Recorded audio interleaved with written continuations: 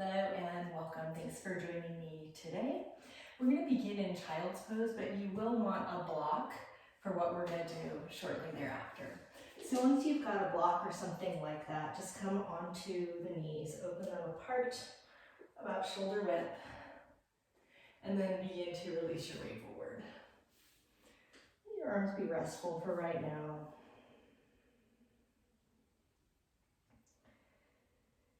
And just take a few slow, centering breaths.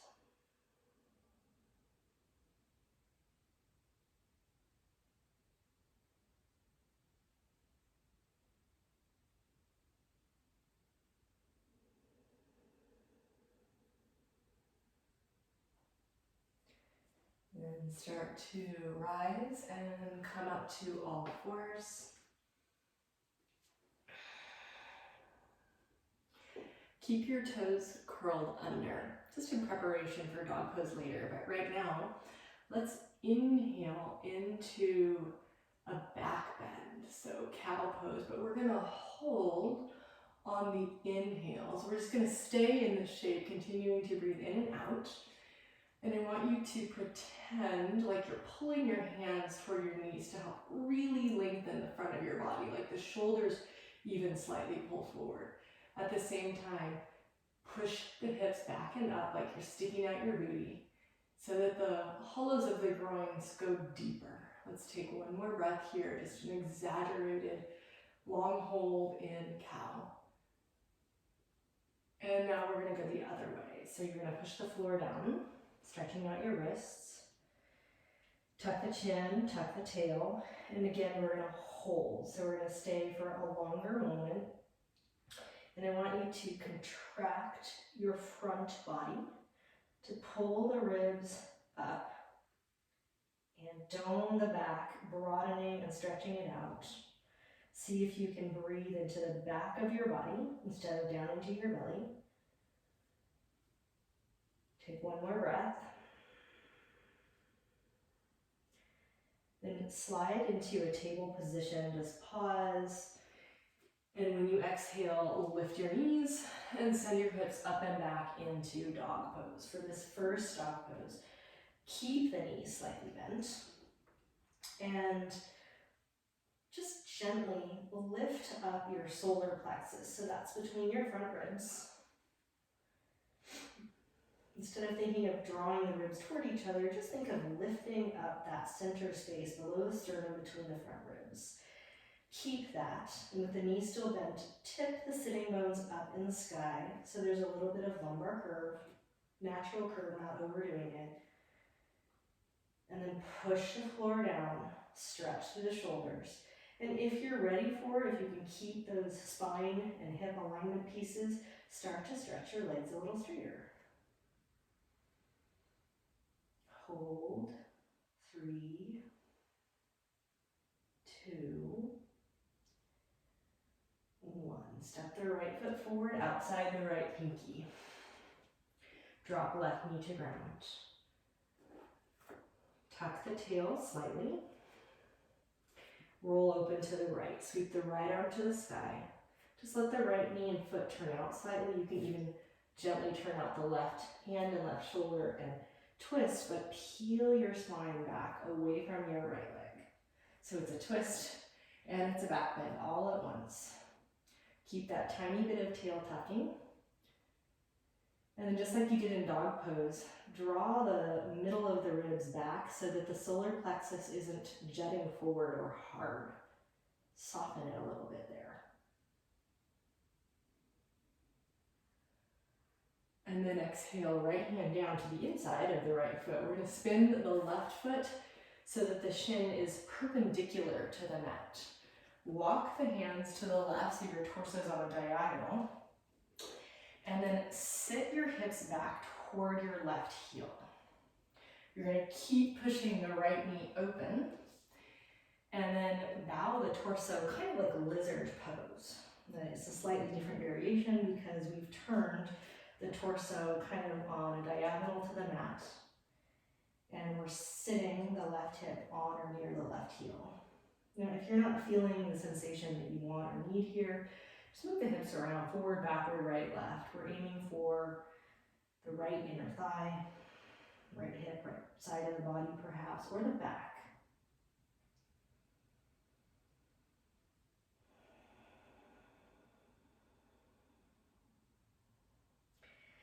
And then you're gonna lift your torso upright and stay facing kind of toward the long edge of your mat, but come up like a kind of side-facing kneeling lunge. You're gonna have your hips stacked above your left knee, and then you're gonna draw the tail under again. So we're going for length in the hip flexors on the left side. So tuck the tail slightly, a little butt squeeze, just for the sake of lengthening the front of the left hip flexors. Okay, so once you've got that, push right hand into the inside of the right knee and turn your belly open toward the left. Raise the left arm. Side bend slightly over toward the right. So we're staying kind of upright in this pose. The hips are still above the left knee. You push into the right leg with your right hand, twisting away from that leg. Try to lift up with your ribs without jutting forward in your solar plexus. So I'm not saying the abdominal muscles don't work. I'm just saying a lot of times when we tense there, it kind of domes forward. And I want you to think less of just gripping your muscles to pull them back and more of kind of keeping it a little more hollow so that the whole side ribs, the whole band of the ribs rather draws back. Okay, stay in it. I know that you've been here a while. Tuck the tail, just recommit. Hips right above the left knee. Twist open to the left. Keep softness in the solar plexus, but start to lean the head and shoulders back. Like a teeny bit of back bend.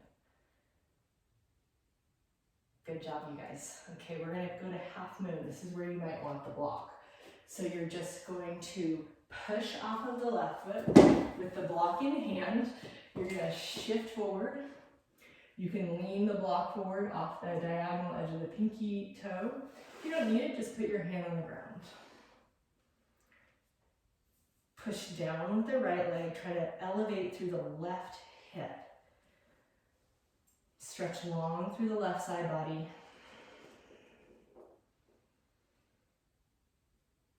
From here, we're going to side angle pose. Bend the right knee. Step carefully back with the left foot. Just kind of step, hop it back. Right leg deep bend. And sweep the left arm alongside the ear. Kind of mimic what you felt in the kneeling lunge. Without pushing the hips forward, just draw the tail slightly under. Lengthen the left hip flexors. Turn the chest open. You might even like the right arm inside the right knee. Soften the solar plexus so you're not jutting the middle of the body forward. And maybe lean the shoulders and head back. One more pose here, triangle. Slide the right leg to straight. Move the right hand as needed to the block or the shin. Soften the knees. Push down through the legs to straighten them rather than jamming them backwards.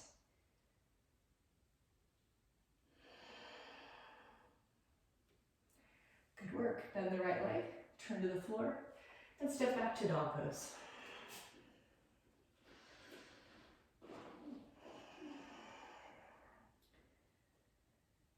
And readjust as we did before, just a little lightness or lift in the middle of the spine.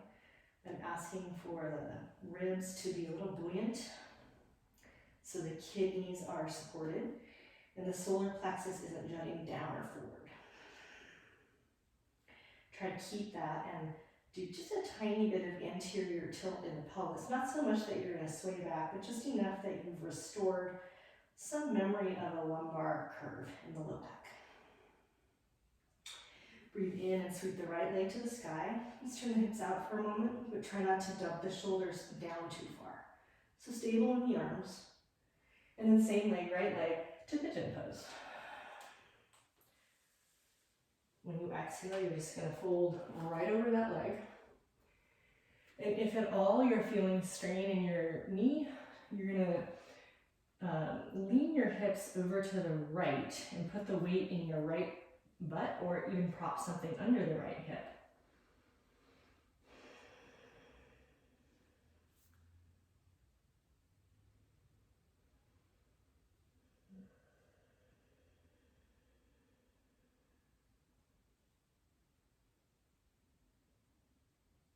Roll the outer right hip down slightly. And then begin to twist again to the right. So whatever the right hip was doing before the twist, try to keep it the same. Lift the waist. Turn the chest. Soften the brow and just take a breath or two. And then inhale to center. For just a moment, deepen the pose. Lie the chest over the right leg if possible. Don't hurt yourself, but go if you can.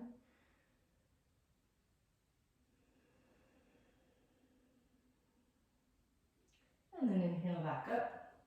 Just pick yourself up. And step yourself back to Shavasana, the downward facing dog. Hold here. Recenter yourself.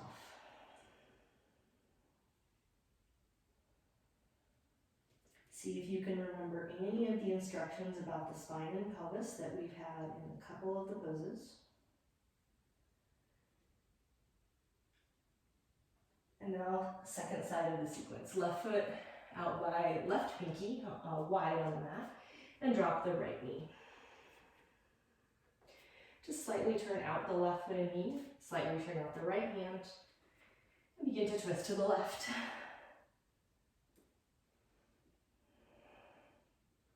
And as you twist to the left, be cautious that you're not just gripping in your back or holding your breath. This is why I'm asking you to soften in the solar plexus area, because that's about where the diaphragm is, and we want that to be able to breathe slow and deep. That said, lean the torso away from the left leg so that it's a little bit of a back bend as well as a twist. Sweep the left hand back down. You're going to turn that right foot and shin across the mat so it's perpendicular to the mat. You're going to sit in the direction of your right heel. And then you're going to bend your elbows and bow the torso like lizard pose. We're aiming for the inner left leg or the outer left hip or even the back. So don't be afraid to just experiment a little if you're not feeling what you need to feel. Is that a good motto for life? If you're not feeling the way you need to feel, how can you adjust? Sometimes we can change the circumstance, and sometimes we need to adjust internally because we can't change the circumstance.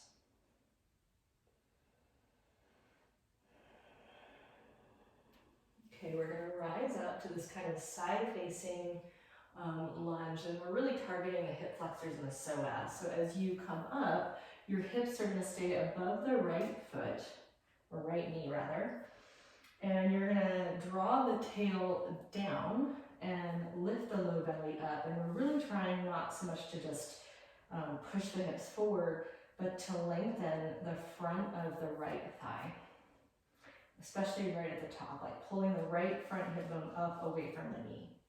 Once you have that, use your left arm, push into the left knee, and twist slightly to the right. Raise the right arm up.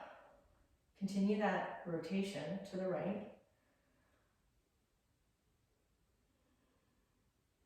And then side bend gently over to the left. As you move the torso to the left, try not to let the hips jut forward or to bend into the left leg any differently. Just keep the hips and legs steady. Keep the tail tucking. Lift your ribs up and out of your hips. Twist to the right. Side bend slightly to the left, and maybe lean the shoulders and the head back, but without just crunching your kidneys or jutting your solar plexus forward. You should be able to breathe freely without strain. I'm not saying you aren't making effort. There's a lot of effort to hold all these little micro alignments.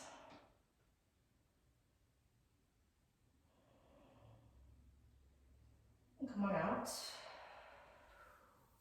If you're using a block, grab that as we're going to half moon pose next. So you're shifting weight to stand on the left leg. The left hand is off the pinky toe on a diagonal, or maybe the block is over there. When you think of elevation in this pose, you're thinking of the right hip rising. So as you straighten or kind of push down into the left leg, the response is that the right hip and right side body rise. Then you kind of stretch to the right side.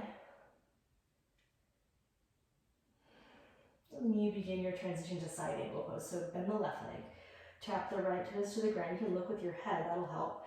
Kind of step it back until you've got a nice long stance. And then sweep the left arm alongside the ear. Without letting the hips swing forward, draw the tail down to lengthen the back and to stretch the front of the left hip.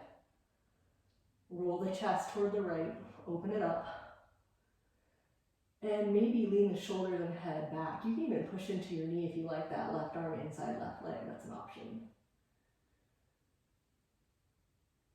Slide into triangle pose, right arm to sky. Hips leaning a little over toward the right foot so you can straighten the left leg. And soften the eyes and reapply these techniques, right? This is very good for the mental aspect of the practice, is to remember from pose to pose some of these alignment cues. Try it on your own. Solar plexus, hips, shoulders.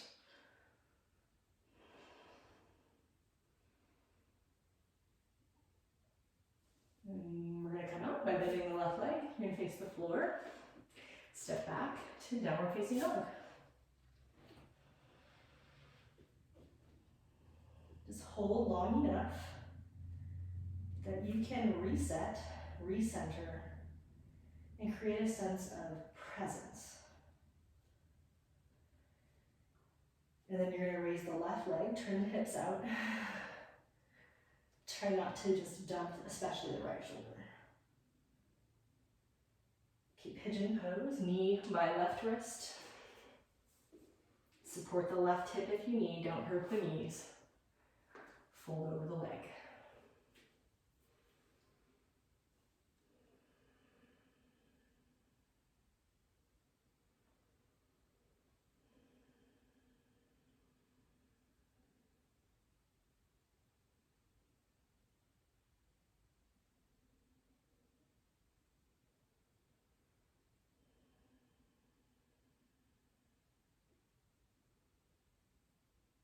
Imagine that outer left hip could roll down, but the waist is still supported slightly, like not so much that you're doing ab work, but enough that you're not dumping out in your middle. Left hand off to the left side, and begin to twist toward the left.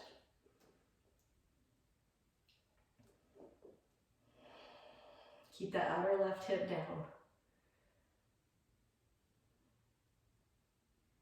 Fill the back body with some breath and space, opening through the kidneys as you rotate so that you're not just crunching there. It's okay to roll the shoulders back, but a lot of times we squeeze the mid-back and push the belly forward when we do that. So just be careful that you're not. Okay, untwist. Take the chest deeper in the pose. We'll hold for just a moment, really trying to get into that left hip a tiny bit more on the outer back edge. Those deep rotators.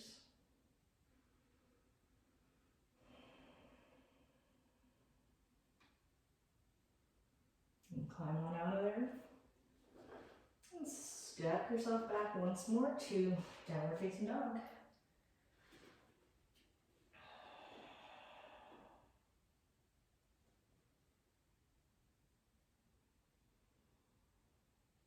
Walk your hands back to your feet.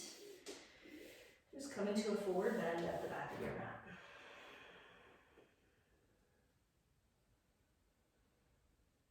Slow your breath down.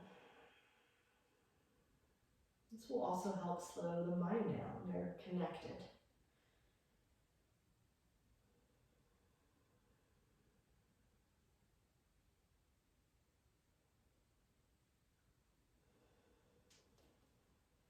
Like bookends, we'll be ending here with child's pose. So just use your hands as support, drop your knees to the mat, uncurl the toes, and rest the head down.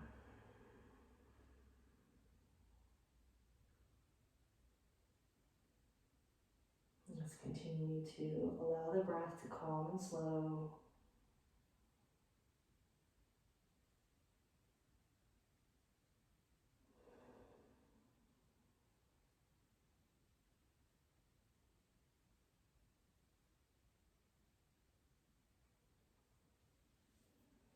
And then you can back yourself up.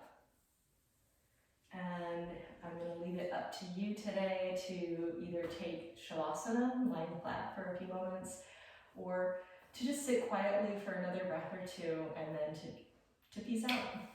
Thanks for being here today, and I look forward to seeing you